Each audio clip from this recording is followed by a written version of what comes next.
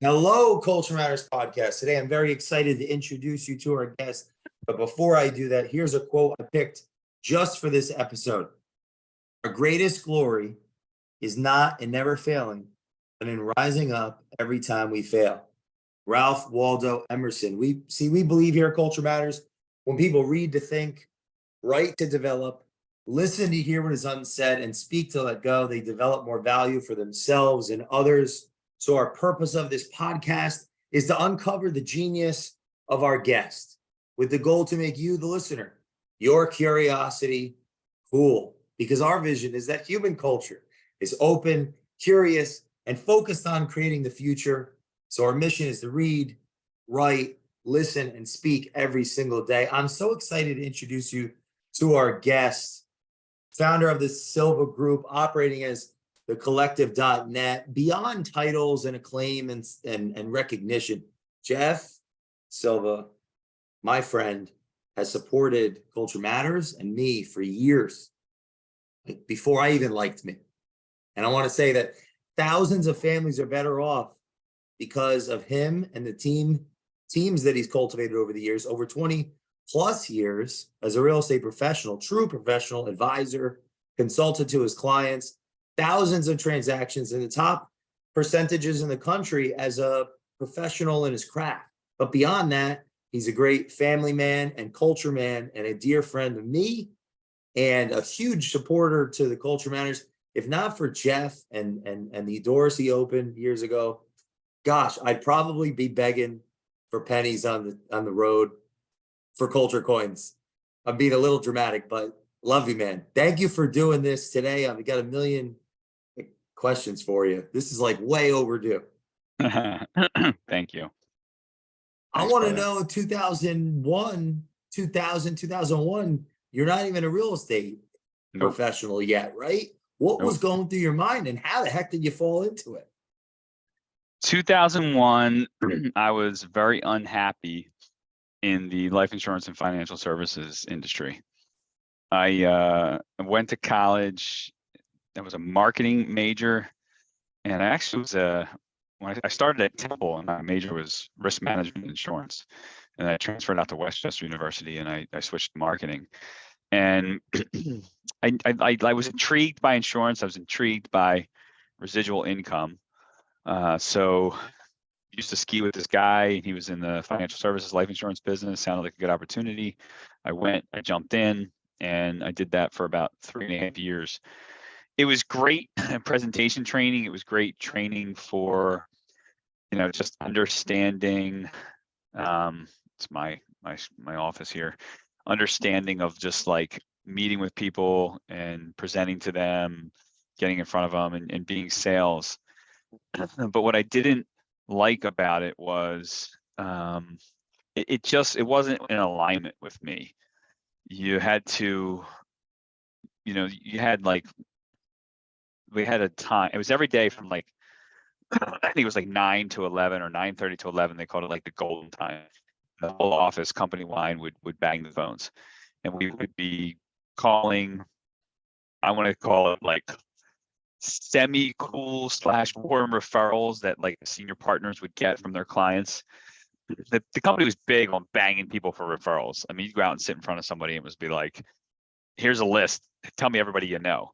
Then you had to get on the phone and you were basically trying to call these people saying, hey, I was recommended to call you by so-and-so, get through a gatekeeper, have a conversation with a business owner, because they were really changing business owners, and then go out there and talk to them about death and dying and why they need estate insurance and all this kind of stuff. And then they would also want you to work with like your regular mom and pop, that would, young couple with 2 kids, good jobs, whatever, that maybe need some life insurance for their family, would sell them some investments and so forth. And I did that for a while, and I just didn't like it. It was there's a lot of rejection in that business, which again, you can have tough skin over time. But the biggest problem was I just didn't feel like, yeah, look, people do need life insurance. Everyone does. People do need to invest, and everyone does. But I felt like in this environment, you had to do what was best for your pocket, not necessarily best for the client, because you needed to make a living and survive, right? So I just felt like in general, there's definitely applications for it, but I feel like those applications for products that people needed were stretched. And it just didn't sit well with me, man. I just didn't love it. So 2001, it was kind of like I was going through the motions. I really was, and I just knew it wasn't the right career choice for me. And then it became, okay, well, what is the right career choice? What does that look like? And then that just became a series of, self-exploring and determining, like, okay, what is it that I really want to do here? What do I really want to do? Do you think that some level you were turned off by asking for the referral before you had even done any work for the people that you were trying to? Yeah, I mean, that you could go out and meet with somebody and be like, hey, Jay, I'm here to present to you. And I'd be like, well, yeah, I'm not interested. Okay, great. But before I leave today, here's a list of 20 people. Who do you know? So I think that was part of it. But the other thing is too, is that I just watched like some of the guys that were really, really solid, like really advocates for their clients, like doing the right job for people and so forth. And then there was a lot of guys, it was like, like the next, the in that industry.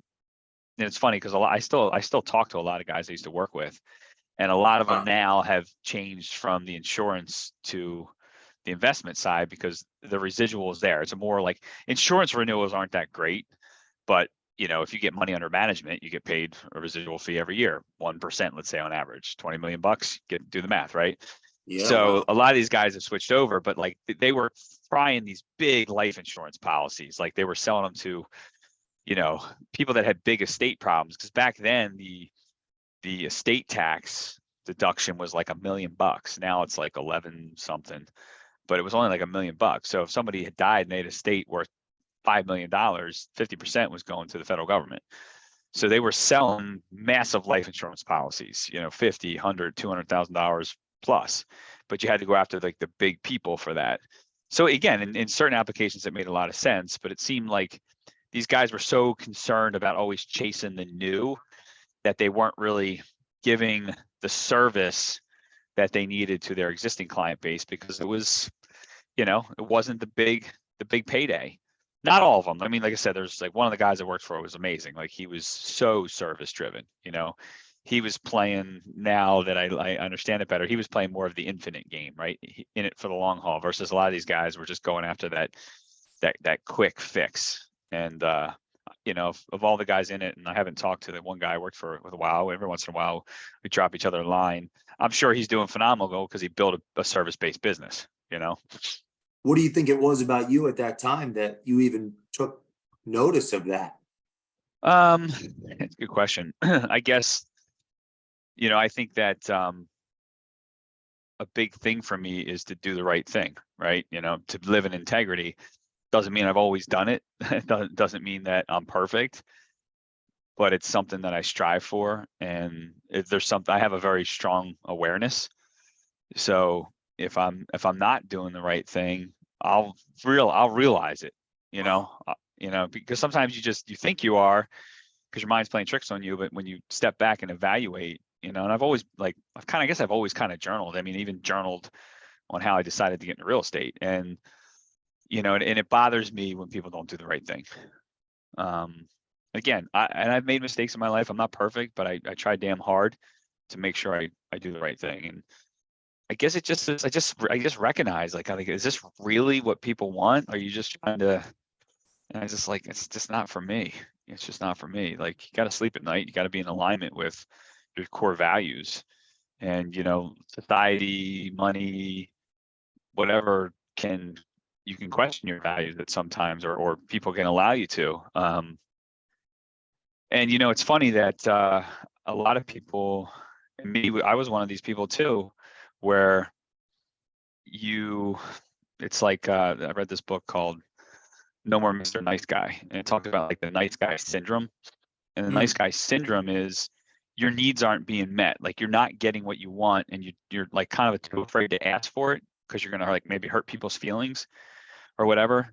So you act like Mr. Nice Guy, you're a people pleaser, but then when you do is you can justify things, and then you manipulate to get your needs met or to get what you want, but you can justify it because you're not getting your needs met or you're not getting things that you want. And all of a sudden you're like, wait a minute, that's not right. When I read this book, I was like, yeah, like I get it. Like being a people pleaser is not the answer. You know, and I see it happen all the time. People are like, well, I'll do this because of, and it's like, no, like you're justifying to yourself why it's okay, and it's not. It's Wow. not. How does that affect, you think, in the long term, the person that is people pleasing versus the one that isn't, Um, I think as it relates to it's business, life, whatever you I think? think it's a terrible quality now that I know what it is, because you're being a victim. You're not taking control. You're not taking control of your life. You're not making choices. You're blaming others. Oh, well, my life's not this way because my mom and dad, I had to go take care of my mom and dad, or whatever the case may be. You're pleasing. You're too worried about making everyone else happy that you're not making yourself happy. And then you find things to try to make yourself happy that might be deceitful or manipulative or whatever, but you're like, oh no, it's okay. It's fine because of this, but it's not. We all know the difference between right and wrong. We all know the difference between good and bad, right? Mm. But people can manipulate it, everything that they want. And what is good, what is bad, what is right, what is wrong. I mean, it's up to interpretation. I just kind of look for what is truth. And so what it's almost, are we teeing this up for a real estate pitch, in the sense truth was real estate in 2002? I don't know. It's just like, I didn't know all that back then. I just Yeah. knew that, like, so, people would be like, hey, what do you do for a living? I sell life insurance and financial services. And they'd be like, see ya. Like I'm out the door, right? They didn't want to talk to you. They were too afraid you were gonna like try to sell them something. And I remember when and it's funny because when I got into real estate, I questioned my work ethic. I Wow. questioned it. And I'm like a hard worker. If I'm not working, I'm working on something. Like if I'm not in the office, I'm working on my house, I'm working on my body, I'm working on my mind, I'm working on my diet, I'm working on something. I never like really sit still. You know that about me. Like I'm always moving, right? Absolutely. And so I wasn't like, I was just kind of going through the motion the last year there. I wasn't really working. I was just kind of like, yeah, it's good. Like, and it was just like, it didn't sit well with me. So I remember when I got into real estate, I'm like, can I do this? Can I put the time in? Can I put the work in? And people were like, dude, you're fine. Like, you're a hard worker. And I was like, I was questioning it because I didn't love what I was doing. Mm. And I was, like I said, like the easiest way to look at it is just like, I don't think I was truly doing what was best for the client. Some And cases, that weighs yes. on you. Yeah, I mean, there are situations like I helped a friend of mine's family that had no planning done and they needed it done. So that was a win, right? But like, it wasn't always that way. It was like, I remember you sit down with your manager, like, okay, well, what about this policy? Oh, this one pays more. And it's like, God, no, like, is that really the right thing for these people? So I think that's why, life insurance people can get a bad rap, But when I told people I was getting real estate and I was worried about not having that work ethic, then they're like, oh my God, that's so great. Like I can't be in real estate. Like they wanted to talk to you about it. They were excited to talk to you about it. It was a So it's such positive feedback. totally positive, totally positive. So your first, I want to know, what was that first appointment that you were sitting in across from whomever, whatever, or like, was it a for sale by owner? Was it expired listing? So I think Was it a referral? most of them were buyers back then. Okay. So I remember when I first got in, I spent a lot of time just entering names into a database. And then I remember sending, I was 27 years old, and a lot of the guys I worked with in financial services were my age. So I sent out an email letting them know, or a letter letting them all know. Some people had contacted me from there. I took floor time in the office, which was something that existed back then. And then my broker like would give me some additional leads, and we'd like kind of like pseudo on a team, but not quite really. And I remember I would just call, like, the funny thing is back then, this was 2000, I started April 1st, 2002. So I'm just a couple days away from 21 years. Wow. And I remember like day one, my broker was like, you in this business long term? I'm like, yep. He goes, okay, buy Top Producer. It was a 400-hour software program in 2002. It's a lot of money back then, right? There was no Big online, money. Even now. version.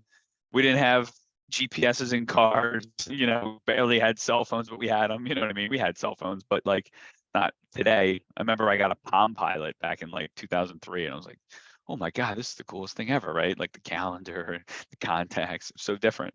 But yeah, so it wasn't that hard because the people would always say to me, well, thank you for calling me back because I've called several agents and no one returned my phone call. Wow. Like that was the thing back then. And so I was just diligent. I'd just call people back, and I'd invite them into the office and sit down. Like I wasn't just, my broker was like, you don't run around with people. You have a consultation with them. You bring them to the office, you sit them down, you go over everything they need to know from A to Z about buying a home. And then you get them to sign a contract and then you work with them. And that was just protocol. And, like I'd bring people in, my broker would do it together and I'd watch him. And then very quickly I would do it myself. And I mean, I was off to the races pretty quickly. That I started that first year, that first 8 months in the business, I sold like 18 homes. Wow. I thought that was pretty good. But I didn't sell my first house. I think it took me like 3 months, and then it just rolled from there. What But do I you would mean work. rolled from there? What does Yeah, I that mean, mean like I for didn't. those that don't? So like basically, I started 3 months later. So that was I started April, May, June. Like it took me like till like almost July to sell a house, and then I sold 18. Then it was just like consistently. And because I remember when I got in the business and Whoa. I was going through training, and they're like, well, like what's your goal? And I was like, well, I want to sell 4 houses a month. That was just my mindset. I'm going to sell 4 houses Wow. every month. And then in this my first full year in the business, 2003, I sold I think 43 homes or something like that.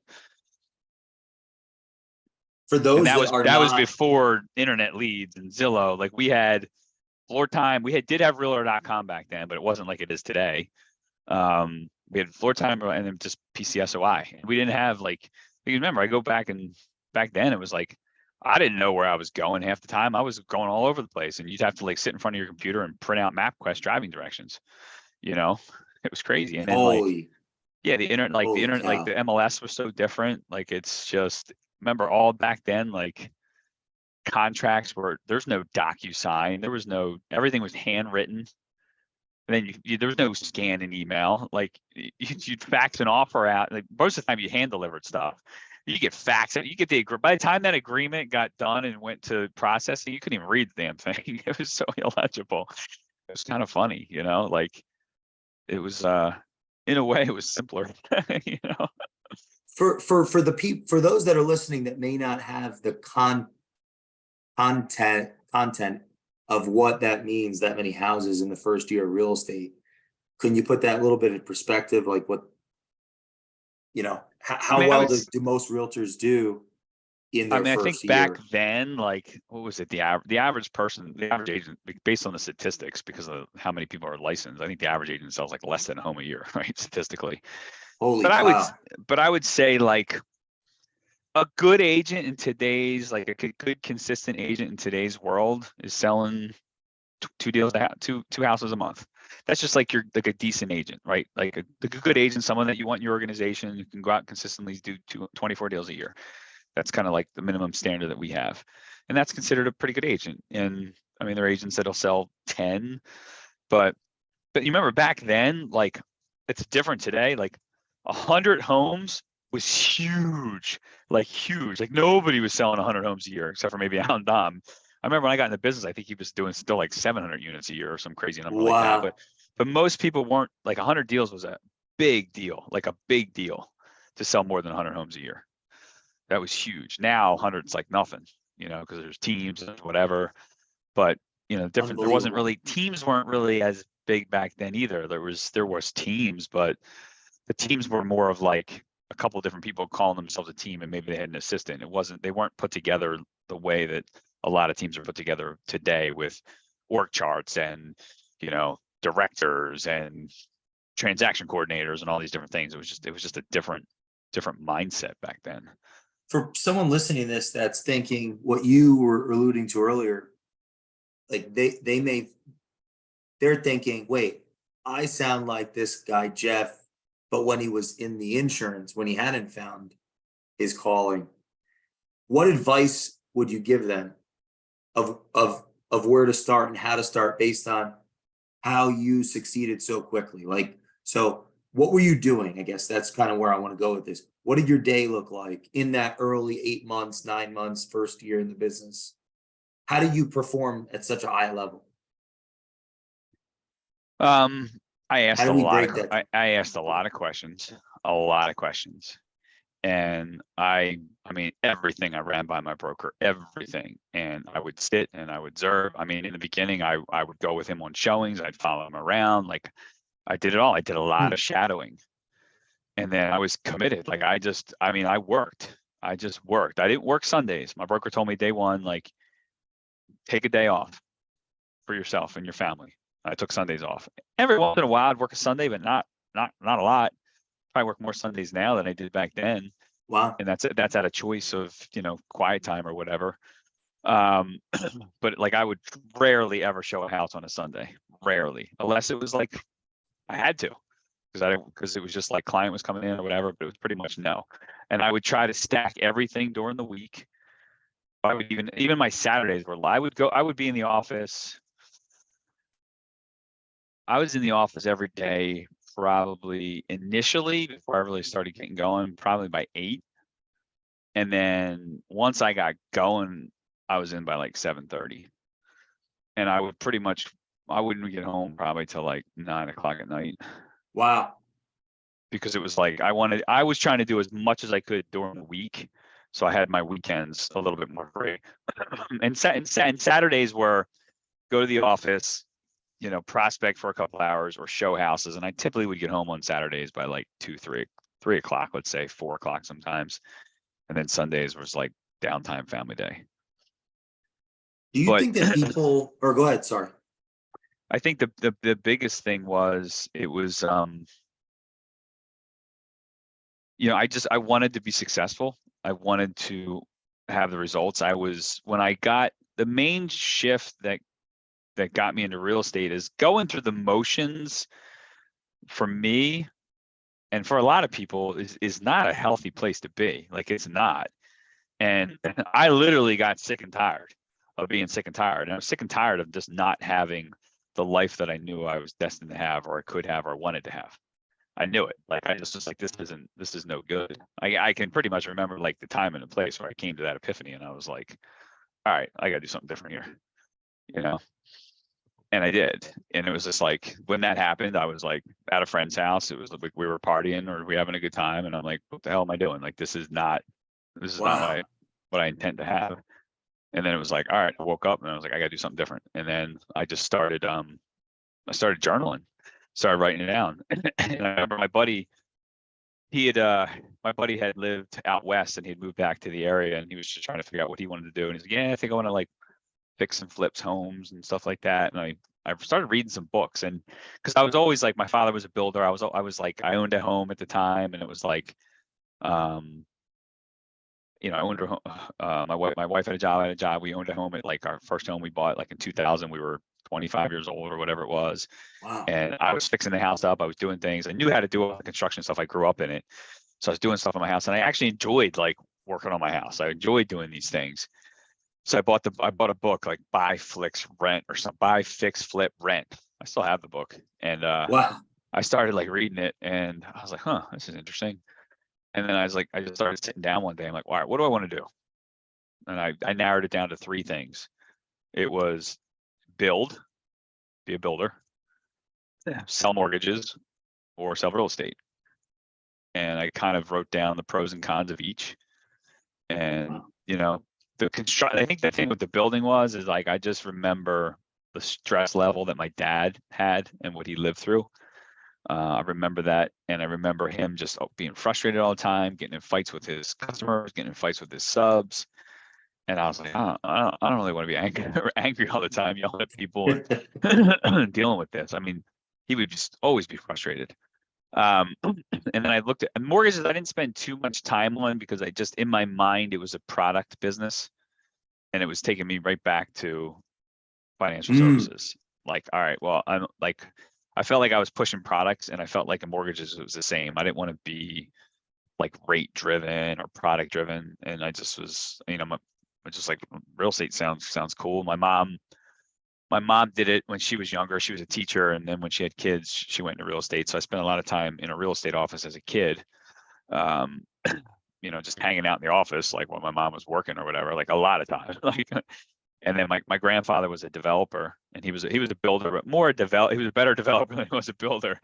And he wasn't into sales, but he was just always moving and shaking in real estate. And I remember just like, I think this makes sense. And I remember I called my broker, which was the agent I bought my house through, and I'd known him for a long time. He was my basketball coach when I was younger and stuff. And I always liked him. I had a good relationship with him. I always used to think he was super cool. And I just was like, I just enjoyed his company. And so I called him up and I just said, hey, I'm thinking about doing this. And he's like, come in, sit down and talk. And then I took the test. And when I even going through real estate classes, like, this is right. Like, I was into it. Like, I aced all the tests. I killed it on the exam. Wow. And I wasn't like an A student by any means, you know what I mean? But I liked it. I was interested in it, and therefore I did well because I was interested in it. And I just knew at that point this is what I was going to do. How important do you think mentorship is in being successful in real estate? Some type of help with somebody like this. It's critical. I mean, I still have coaches and mentors this day that I talk to all the time. I'm not afraid to ask for help. Not at all. Do you think people miss that? And then if so, how and why? Like people in the business that I think there's a lot. I think that a lot of people in life are, I don't know if they're too proud or they don't want to spend the money. They don't want to invest in themselves. They don't want to do those kind of things. Like, but we can't do it on our own. We can't. Like, we're not superhuman, although we try to be, some of us, right? But like, I know a lot, but there's always someone out there who's smarter, stronger, faster, bigger, that knows more, right? And I think that when you try to pretend to know it all, you stop growing, you stop learning. And to me, I didn't love school. I didn't read books. I think I read like 2 books in high school, and the rest were Cliff Notes. Right? I wasn't into that stuff. But now I learn I'm a content junkie. I'm a book junkie. I mean, I'm constantly reading or mostly listening to stuff. I struggle with reading. I print stuff out to read all the time. It stacks up on my desk. But I listen all the time. Every day I'm listening to something. I'm filling my brain with stuff like books and like, again, like, I didn't do books when I was younger. Now it's like I do I have like 5-6 books going on at one time, all the time. Wow. And it's whenever I'm moving, like if I'm running or I'm mountain biking or I'm doing some activity or I'm working around my house or whatever, I got these headsets on or earbuds in, and I'm listening. I start my day listening to stuff. So I think there's so much to learn. There's so much right now. It's probably almost information overloaded sometimes with how much content is out there. But I try to find things that are going to make me a better person. It's going to help me be a better leader. It's going to help me be a better father, husband. You know what I mean? Like, those are the things that I'm trying to do, constantly just getting better, because I'm, like I said, I'm far from perfect. We all are. And I don't know. I just like to learn. I like to become better, bigger, faster, stronger, smarter. It's just my drive, Do you think it's important, or how important is that to be a successful professional in the real estate space in your view? I think it depends on the person, meaning, I think Tony Robbins says it best when he says success without fulfillment is the ultimate failure. So I think there's a lot of people that can just go out there and they're so driven by money that they can just make money. They're in terrible physical health. They have no connection to God, the universe, spirituality, religion, whatever. They have a horrible relationship with their kids, horrible relationship with their spouse, or been divorced multiple times, looking for the person to fix them, whatever the case may be. But they're those kind of people that they just can make money and be ultra successful. That's like their thing, right? I think there's other people like myself where it's like the money's great and the success is great, but is it filling me up? Is it touching my soul? Is it in alignment with my core beliefs and values? So for me, it's beyond, it's more about like enhancing people's lives and than it is about the fame and fortune, right? And like one of my favorite quotes of all time is from Zig Ziglar. And Zig says, you can have everything you want in life if you just help enough other people get what they want. And it's sometimes it's hard. If you're in the weeds, or you're new to the business and you need to make a paycheck, it's hard, right? Like it's hard. Like the commission breath comes out and people are acting from a place of, I need money, I need this, I need that. Like it's desperations create people to be not always themselves. I'm not saying this was me, but I'm just saying like I see it all the time in the industry, right? Like, so I think it depends on like I said, I think it depends on the person. I would think that I think there's more of like what I define as that than there is the other side. But I think if you really want, if you're in it for the long haul, if you're in it for a legacy, if you're in it for helping and making a difference, changing people's lives, then it's critical to what you do. Like education is critical, like learning is critical, getting better is critical. It's just part of my DNA and who I am. It's how I'm wired. In the last 2 decades, you've been a part of the real estate industry. Is it changing? And if so, how? Yeah, I mean, it's definitely changing. It's always, everything is always changing, right? Change is constant. Yeah, I think it's definitely different than it was. I mean, look, the one thing that's consistent is relationships and connecting with people. The biggest difference is how you connect with those people, right? Like the phones don't work as well as they used to. People don't answer the phones as much. Everyone wants a text message, right? Which I get it. Sometimes you have to text people to get them to pick up the phone. However, there's nothing more powerful than what we're doing right now.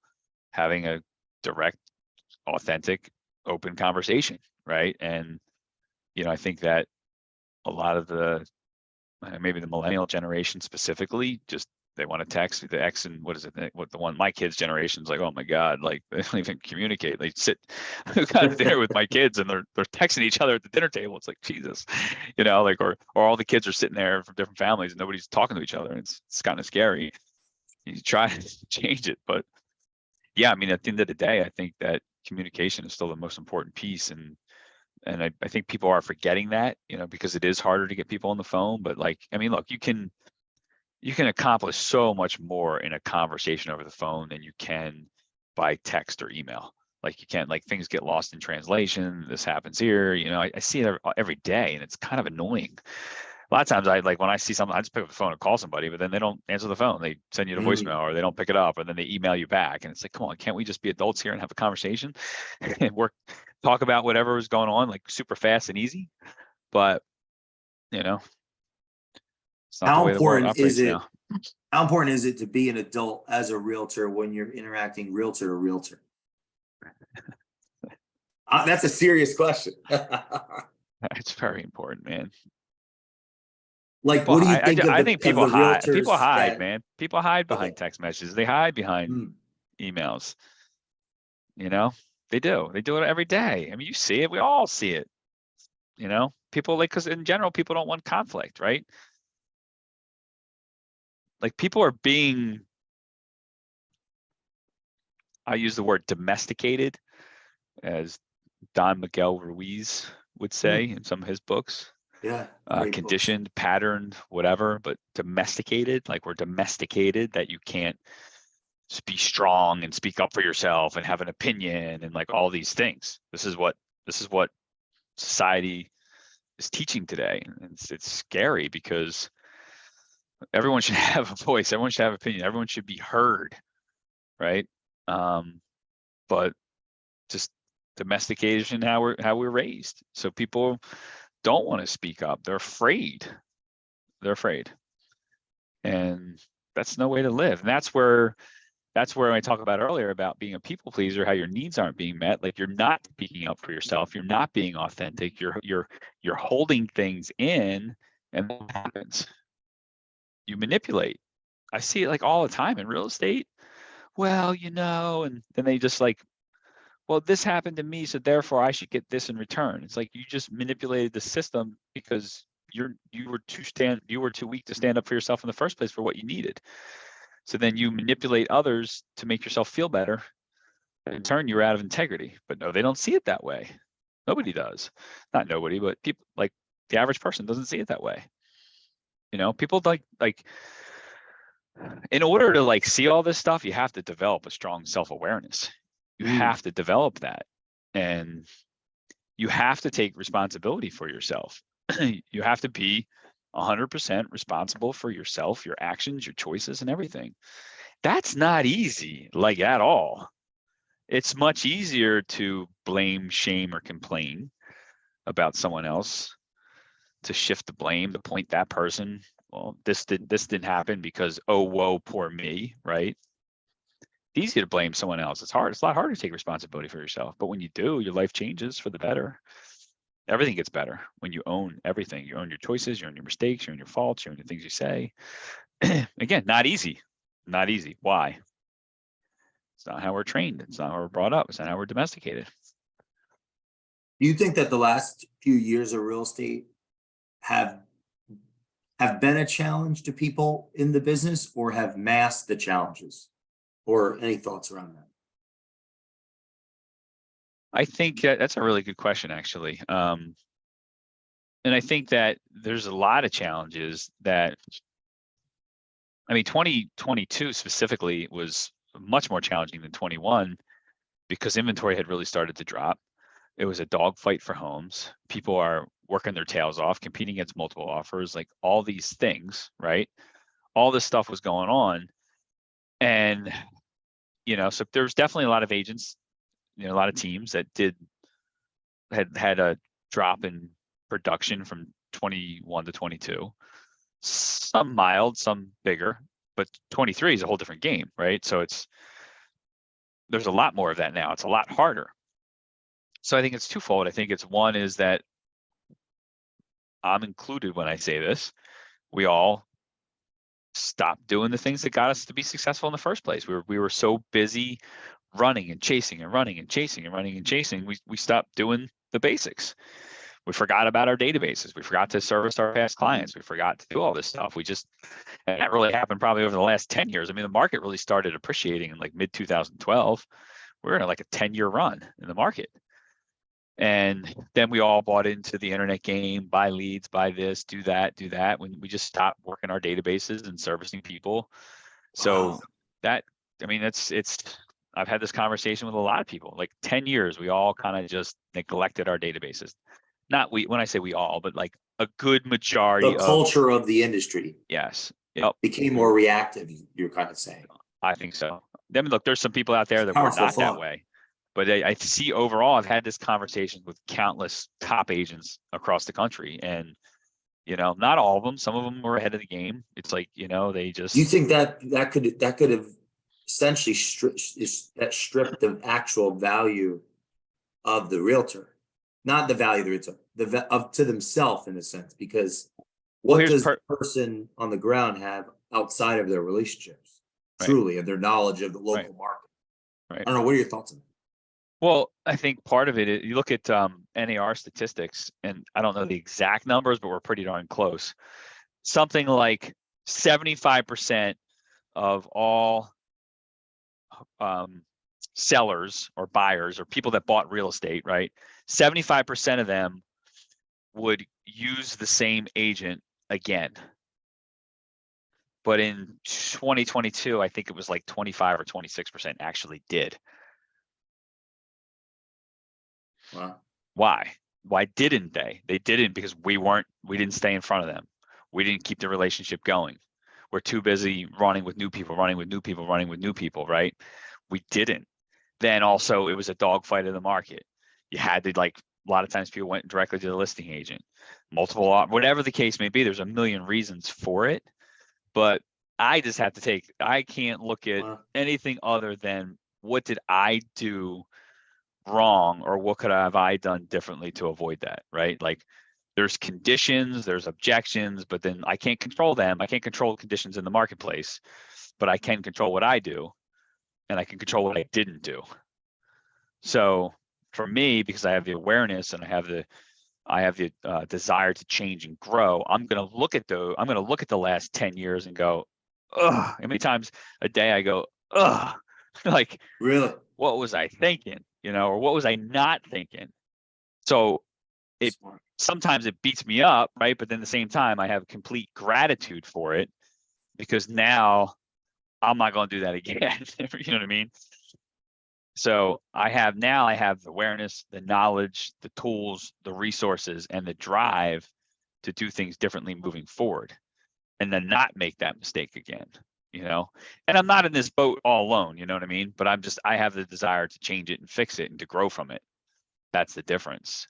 I'm not going to blame anyone else but myself for what I did or did not do, period. What do you tell the leader listening to this that would say, if I say what Jeff's saying out loud, people won't want to follow me? I think that being vulnerable, real, and authentic is the greatest quality that a man can have, or a human being can have, right? I'll refer to me because I'm a man, right? And it's, again, the opposite of how we were domesticated or how we were conditioned. However, to me, it's where the most growth comes from, right? And I have this conversation sometimes with people that are close to me. I have a very interesting story in my life and in my career and in my journey, and sometimes that I give the R-rated version, sometimes I give the PG version, right? Like, because you can be worried about what other people think. There's the people pleaser mentality, right? Stop worrying about what other people think and just be real. People are more attracted to realness and rawness and authenticness than they are a facade, a fugazi, right? So Yes. it's like, to me, it's like, you gotta just, it's the more I own stuff, the more I admit my faults, the more that I take ownership, I get better. My life gets better. My relationships get better. We're not perfect. I think so many of us have this thing, we have to be perfect all the time. We have to be. We're not. We're all born perfectly imperfect. That's just kind of the way it is. And I was always a perfectionist. Everything's got to be right. Everything's got to be perfect. I don't want to look bad, right? But like, hey, look, we're human. We make mistakes. And, there's a lot of people that are very judgmental. And I think the biggest thing with that to answer, like, people get worried they're going to be judged by others, right? And they worry about that because they're not 100% like in love with who they are, or confident with who they are, and accept who they are, right? And the more you practice that, the easier it becomes, right? So, I'm pretty much, with most people, take it like, this is what you get, and I'm going to be just like this conversation today. I'm just going to be open. I'm going to tell you what's up, and I'm not really going to hold back too often, because I'm good with who I am. You know what I mean? Like, I've made mistakes, like I've said before. Like, I'm not perfect. Like I've said before, I'll say it all the time. Like, I'll say it over and over again. But like, I want to get better. I want to improve. I'm going to figure out ways to do it. Like, if I mess up, I'm going to apologize. Like, it's just, it's like life's just better that way. It's just the way I look at it. So like, I think I often wonder when people, there's a lot like that are very private, like why are they so private? And look, again, I respect people's privacy and what they are, but why are they so private? Like, what are they afraid of? And I think more times the answer is that they're more afraid of themselves and other people knowing who they are or how they feel. Then again, what are you being? A people pleaser. And when you spend your whole life pleasing other people, then you suppress what it is that you want. You suppress your feelings. It causes depression. It causes anxiety. You're not living your purpose. You're doing what everyone else wants you to do, and you probably wind up with cancer or something because you're not fulfilling what you want in your heart. And a lot of people just they can't even fathom what I'm saying, right? Like they're just like, no, I got to do this or I got to do that. Like this is what God dealt for me. Did he really deal that for you, or is that what your ego's telling you, right? And to me, it's like you can have whatever you want, if you just allow yourself to use the term get out of your own way, whatever the case may be, but just allow yourself to go after what you want. And it's not easy. Like I remember, Ken Keller Williams always say, what's your big why? What's your big why? And I questioned that for many years. Like, I think that when I got off track in my business for many years, completely off track, derailed, right? Wouldn't know it from the outside looking in. But why? I burned out and something wasn't in alignment. I chased that. It was that chasing that success without fulfillment. So it was like, hey, I want the house, I want the cars, I want the white picket fence, I want all that stuff, I want the second home, right? But what was I doing to fill my heart, fill my soul with things that were going to keep me going? And I didn't know, and I still, and even to this day, like I know that I like my general purpose, what that is, but I don't know exactly the what direction to go. Like I have like I'm standing at the road, and there's maybe like it's an intersection of like 3 or 4 different choices, and they're all good, and probably all of them need to get done. But what's the one for me that is just truly it increases my energy versus drains my energy, right? That's what I'm trying to figure out right now. I know it. I think I know a lot of what that is, but like, how do I make that work, right? So that's the question that, again, some people, their mind will never even think this way. They'll just like, I got a good friend. He's just happy-go-lucky. He just is like very successful. Like he's overweight, out of shape, smokes a million cigars. He's one of my best friends in the world. I love him to death. But it's like when I try to have a conversation like this with him, he like thinks I'm crazy, right? And that's every once in a while he'll be like, all right, you were right about that. But for the most part, he's just like blah blah blah blah blah. I'm just living life and doing my thing, and all's well. That's his mindset. So, it's so I'm a very spiritual person, and to be a spiritual, high conscious person with a lot of awareness is not easy. It's not, because you're like I feel everything. I'm sensitive to everything. I'm very intuitive. Like there's a lot of different things that are in my field that I feel and see, and because of that, like I have a tendency to analyze a lot of things, and I have some analytical in me, but I'm not highly analytical. But I observe and I pay attention and I look. But for me, that also causes me to get stronger and faster and grow better, But I'm not one of these people that's just going to be like, yeah, like, oh, it's all good. Like it's not, because I think even like those people, like one of my buddies, like if he gets a little health scare or something like that, he's freaking out. You know what I mean? Or Sure. he hides his anxiety, right? They hide it. Like people just mask it, and it's like, hey, if something's wrong, I'm going to go to the doctor and get a prescription. Like it's like treating the symptom or treating the illness, right? It's the holistic approach versus a medical approach. And to me, like everything is, how do I get to the root of everything? That's my kind of thing. How do I get to the root of everything? How do I get to the root of my health? How do I get to the root of like all these things? Because I feel like that's where true knowledge and growth come from.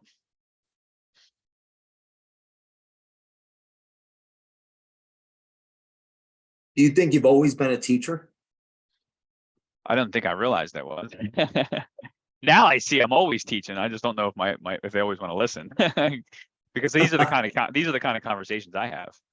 Like I could talk about this kind of stuff all day long. Like this increases my energy. It's Do amazing. you think that the people that you've served, both your clients and the team members who have learned with you over the years, that have grown and they really become, whether they're with you physically or moved on physically, but you touched their life, you think it was this train of thought that was what was valuable for that?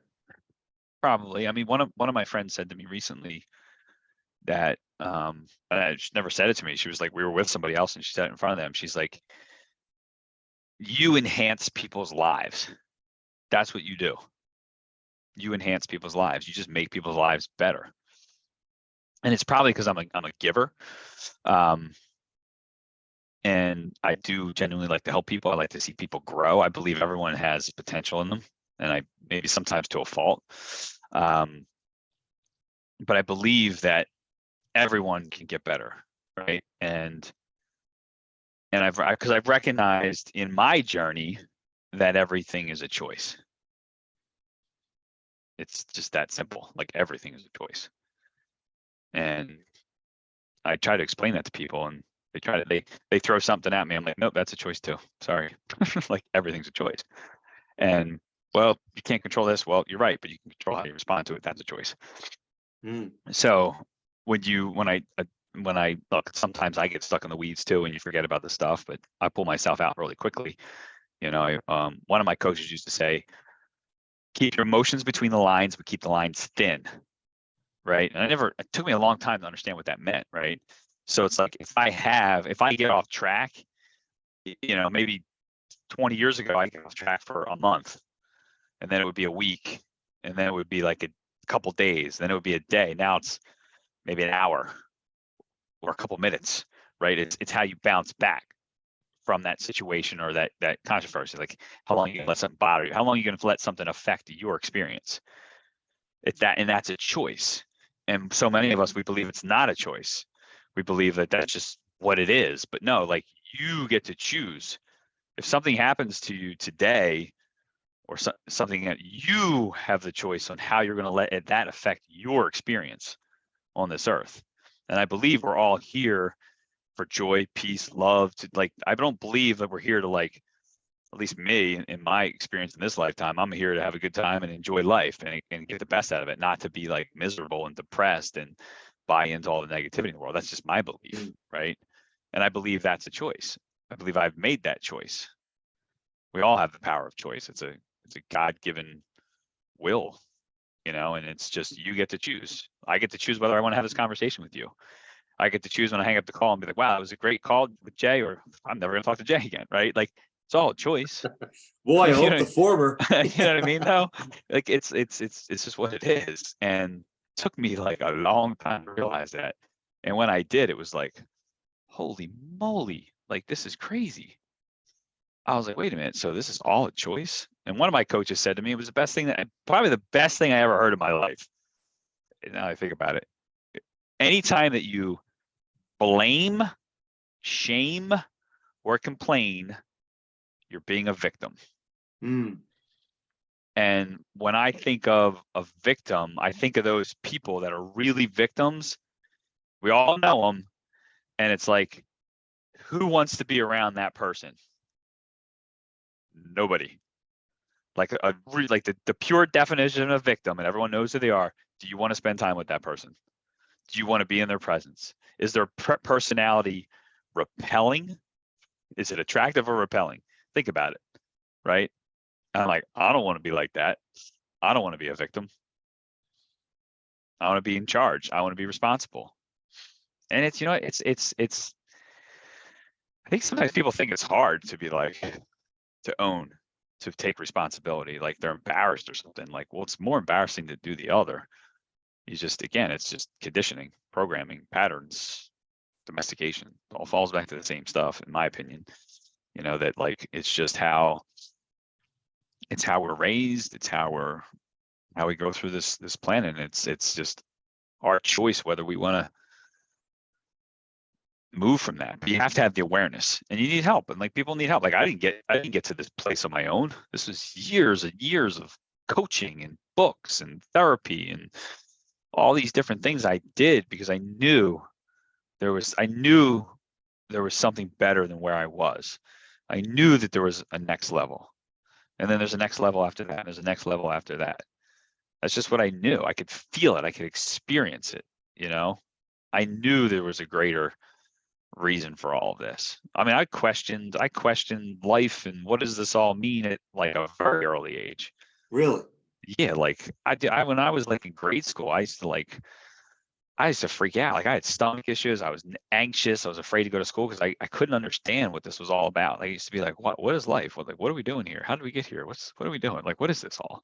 And I think back then too, it was like, in the 80s and stuff, there was all this talks of like nuclear war between like the United States and Russia. And then I remember they put this movie out. It was like a made for TV movie. It was called like the morning after, the day after. And it was like, of like what nuclear war looked like, like that kind of stuff like freaked me out. And then there was like AIDS, remember, like AIDS, all these terrifying things that were coming up. And as a kid, it was like, I was so freaked out. I was like, what the heck? Like, what is all this stuff? Why is all this fear? Why am I being consumed by fear? So I knew there had to be like a greater purpose or a greater reason for all this. It just didn't make sense to me. And I'm glad I chose to figure it out, or at least to have a belief system that I believe in today that gives me more peace than fear, right? Because I don't believe, I think fear is the opposite of like God, and fear is the opposite of what we're supposed to experience. Yet we're all programmed to be fearful. I mean, look at the news. It's like fear, fear, fear, fear, fear, fear, scare people, scare people, scare people. It's like, whoa, is that really what life's about? Life's about people and relationships and love, and you know what I mean? Mm. And whether you choose to believe what I'm saying or not, and hopefully your audience does, but like, it's a better choice. You know what I mean? Like, life's better on that side than it is this side. And it doesn't make me right or them wrong or vice versa, right? It doesn't matter. I'm just saying, like, this is a better choice. So I like this side. I'm going over here because that side, I don't want to be over there. Like, I've tested How this. do we go over Fine. here, as you say, in 2023? You outlined earlier, 2022 is tougher than 21 and 20. 2023 is seemingly tougher than 22. So how do we go over here, as you would say? Like, what do you think? How do we stay away from the fear, and what? It's not easy. It's not easy. Gratitude. Gratitude is number one. You got to be in gratitude every day.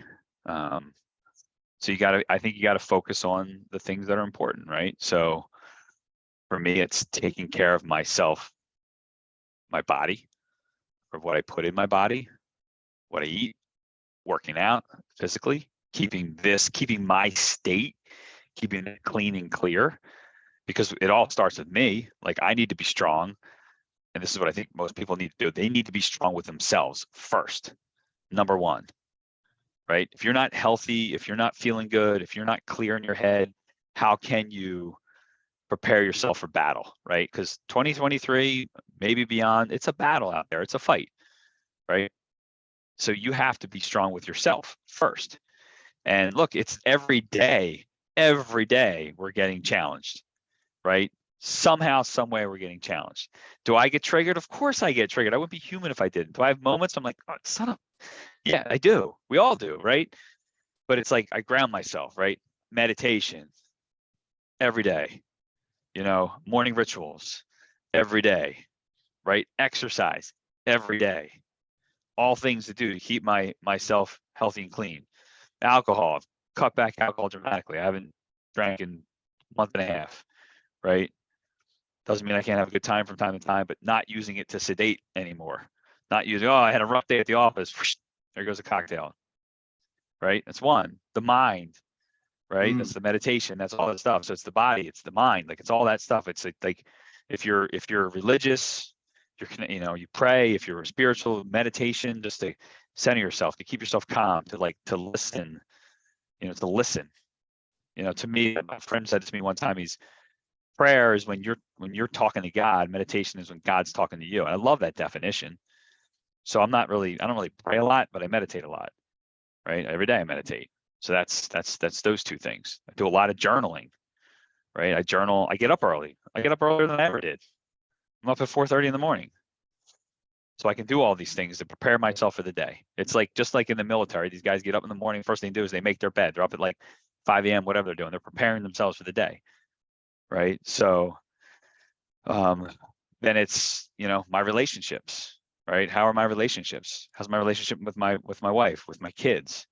What do I got to do to make them better, right? A lot of times in the coaching I've had over the years, it was like, well, you're never going to be in balance. You're never going to be in balance. You got to recognize you're going to be out of balance for a while. But why can't you have balance in the areas of the life that are most important, right? So it's making sure your relationships are good, making sure, with me, it's like making sure my relationship with my wife is solid, so she knows what we're going through. She knows that, like, I can't give her the time during the week. She knows why, right?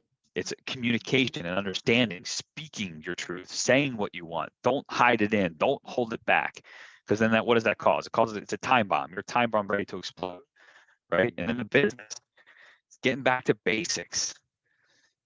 Doing the things that unsuccessful people don't want to do. That's what successful people do, right? It's all that stuff, all those things, and it's a lot of work. It's a lot of work. And every day I got to hit in these areas. I got to touch each of those areas. Did I learn something today? Did I execute my business? Did I show love to my family? Did I, have my meditations? Did I work out? All these things are just going to make me stronger, because I just feel like I have to be, because of what we're going through. Like, if I'm not and I got to do it. It's not just about me, Jay. It's about the people that are in my organization. I got to stay strong to keep them strong, right? I got to educate them so they get better. And David Goggins says it best. I love what David Goggins says. Like, if you listen to his stories, like running, I freaking hate running. It's like I lay my running shoes out the night before, put them in the morning. I wake up in the morning, I don't want to run. I freaking hate running. He's like an ultra runner. Yes. He's an ultra runner. He said, why do I do it? It's about the guy listening. It's about the other guy listening. It's about all these people that are looking up to me. I do it because it's way more than just about me. And I see that now very clearly. And I didn't for a long time. It's hard when you're in those trenches and you're trying to grind and you're trying to build and you're trying to be successful and you're trying to have it all, right? But that's where I think the lack of fulfillment comes in. Like, fulfillment comes through contribution, contributing to others, and helping and growing. And that's success, in my definition of it anyway. And it's not always easy to get people to see that, right? Especially people that you've known for a long time, because they know the old version of you, and the old version of you is still there. It shows its ugly head from time to time, and you got to squash it quickly. But they see that. As the people that know you the most are the ones that are hardest to see your change, right? But it's I think 2023, it really starts with the individual, right? It really starts with you. It's not I mean, look, there are definitely conditions in the market that affect things today. We can't control those, but you can choose how you respond to it. You can choose what you're going to do, and recognize that, like, maybe it's not the year that, I'm in like a rebuilding year, restructuring, rebuilding. I'm not going to have the financial years we've had over the last couple of years, and I'm pretty aware of that, and I'm okay with it, because I think that, because I'm not playing the 2023 game. I'm playing the rest of my life game. And it's like, so I'm grateful now that I can see. It starts with gratitude. Like, I'm so grateful now for all the crap that's happened, let's say in the last 6 to 8 months, that has been challenging. That I'm grateful for the people that left. I'm grateful for the change in the market. I'm grateful for the fact that my database was a mess or whatever the case may be, because now I'm aware and I can fix and I can change and I can adapt. And without those things happening, I might have just been in that same loop, right? So like we need these things that happen. It's like when it happen, are you gonna go, oh, poor woe me, and be the victim? Or are you gonna be like, wow, I see now what I didn't do. Now I'm going to fix that problem, or now I'm going to fix that situation, and I ain't going to have that problem again. So it's like you can actually come out of like 2023 as being better than you ever were before if you don't be a victim. You know, there's going to be a lot of agents getting out of the business this year because they can't handle it. They don't know what's up. They're just like, this is crazy, and because they're not in control. There's too much time spent in fear and worry. They probably need help and they don't want to ask for it, or, well, I don't want to go work for the team and give up a part of my commission. Oh, so great. You're going to get like nothing versus something, you know. It's like our ego is getting in the way so clearly. Sorry, I got to be like half on camera here. The sun's bad in my office. That's right. I think it adds an element of mystique. Ooh. I probably could turn my camera. That might No, help. don't worry about it.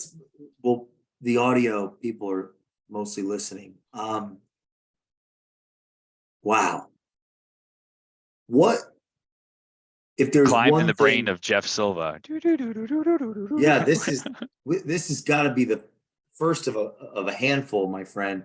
What? Wait, all you know. I'm taken back to 20. It had to be 2017 when we met. Yeah. Jenna made me throw out those truck nuts. But I'm taking back to the gong. The gong. And yeah, Brass like, balls. do you think you've always been someone to take a chance on others? And then if so, why? Or if not, why Yeah, not? it definitely, and like I mentioned earlier, I think I see the best in people, and probably to a fault at sometimes, because I believe we're all born equal. I truly do. Yes, some people are dealt a difficult card, and I get that. But I believe that we all are born equal, and it's what we choose to do with it. So to me, everyone has potential. It's just whether they're willing to tap into that potential, have the awareness to recognize it.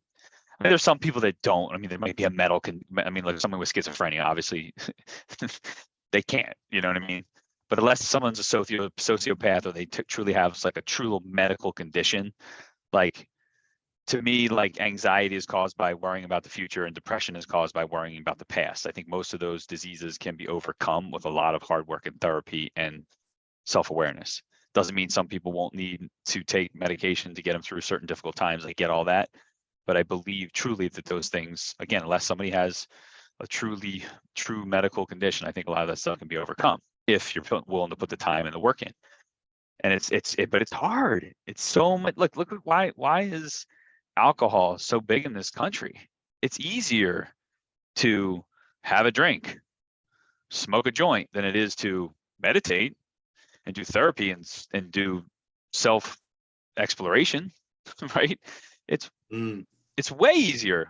It's way easier because if it makes you feel good, it's instant. It's instant gratification. It's instant, and we live in a world in the United States of instant gratification. Like, all the other stuff takes time. Like, there's two ways to fix health conditions. You give you a drug to fix the symptoms, but it doesn't really heal the issue. So I've been dealing with like gut issues my entire life, right? Diet, allergies, gut, and I'm finally getting to the root of it. Wow. After all this time, like, I've seen allergists testing, and I finally found like a nutritionist. They did gut testing, and it's like, oh wow, I didn't know. Now it's time to fix it. It's expensive.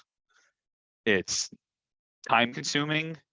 It is all that stuff. But guess what? Like, to me, it's worth it. You know, otherwise you just take medicine. do this, do that. And then here it is, like you're dealing with this stuff your whole life. It's hard work. It's hard work to look at yourself, to look at your life, to look at the pain, because it's painful, right? Like in order to grow, you gotta dig into your fears, you gotta dig into your pain, you gotta relive experiences, you gotta cry, you gotta fight, you gotta do everything to get through it. I mean, that's what it is. I mean, I've done it. I've faced my pain in the face many times, and it's been crazy, like crying, bawling, like. But then at the end of it all, you're like, oh my God, like, can't believe I was holding on to that stuff, right? But that's, to me, like that's the holistic approach, right? It's to get to the bottom of the issue, the root of the issue, whatever it is. And most of those issues come from our upbringing. You know, our parents kind of messed us up without realizing they were messing us up, and we're messing our kids up without realizing we're messing them up, right? Most of us, it goes back to that conversation about programs, patterns, conditioning, domestication. It's just all these things that prevent us from really being who we truly are, trying to please everyone but ourselves. Mm.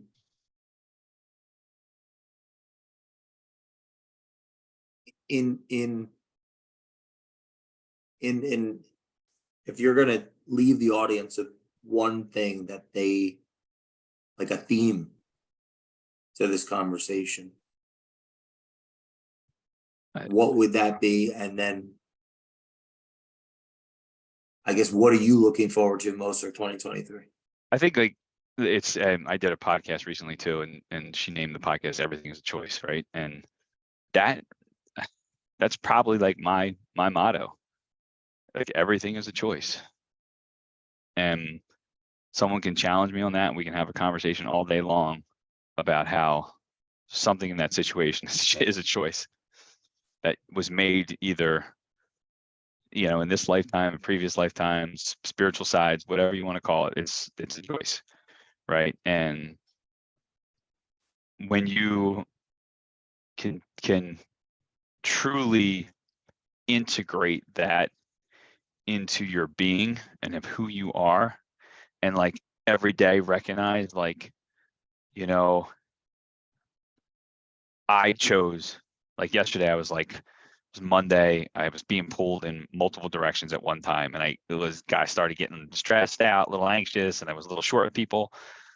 I chose in that moment to act like that. I allowed conditions around me to control my internal experience. I allowed it to happen. It was a choice that I made, right? And was it a conscious choice? In that moment, maybe it wasn't very conscious, because I was in the wrong energy field, let's say.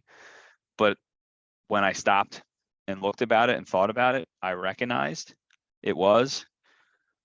And I thought about it this morning in my journaling and meditation. So what did I do? One of the people that felt a little bit of that yesterday, I sent him a text and apologized, right? Because I chose not to act the way that I know I can act in that situation. And that happens every day. Like, I'm not perfect. I'm a human being, right? Those things happen, but it's a choice. And it's whether you do something with it and learn from those choices. And it's taking that responsibility for yourself and not being a victim. Like, just owning it, own everything, own it all. Because like no matter what you say or what you do, or the situation that happens or whatever the case may be, somewhere in there, you played a part in that. And you can only own your part, right? Well, my kid failed their test at school. I didn't spend enough time with them, helping them to make sure they were okay. Or like, my kid's doing drugs. Well, I didn't spend enough time with them. I wasn't a good enough father, right? It's not the kid's fault. You got to look at, like, how did I play my part, right? And it doesn't mean that you have to take 100% responsibility. I mean, you don't have to like blame yourself for all those faults. You just have to look and say, how did I contribute to that? What if I could have done to be better? What could I have done to help prevent that? That's what like leaders do. That's what like men do, right? We figure out things and say, like, how did I contribute to that situation? Or what can I have done to make it better? And when you go through life with that mindset and you operate under those principles, your life is just going to get like, you can't avoid it. It's just going to get better because it just gives you a different perspective on things. And it takes practice. It takes practice. Like, you'll have ups, you'll have downs. Like, it's not like, if I could be like that 100% all the time, that'd be amazing. But it's just not reality, because like, you're learning and you're growing. You're going to be challenged. You're going to have these things that come up. Why? So you can learn and grow. So you can learn not to do it again. You know, and that's a big thing. Just be like, be authentic, be real. Don't worry about what other people think. Don't be a people pleaser. You know, it's a hell of a lot more freeing than it is trying to like put yourself on a pedestal and then have these expectations for yourself because you think this is what other people want for you. It's just being you. I mean, that's what I believe we're here to do. Just be us. And I think a lot of us are afraid of rejection. I don't like to be judged. I don't like to be rejected. But the stronger I get, the stronger I have this mindset, doesn't bother me as much. Doesn't bother. There's still times that, like, if someone that questions my integrity, that bothers me, because it's like I'm working so damn hard not for that to happen. But why should it bother me if I know that I did the right thing, or if I know I'm in integrity? Right? It's just natural. Natural. It's part of life.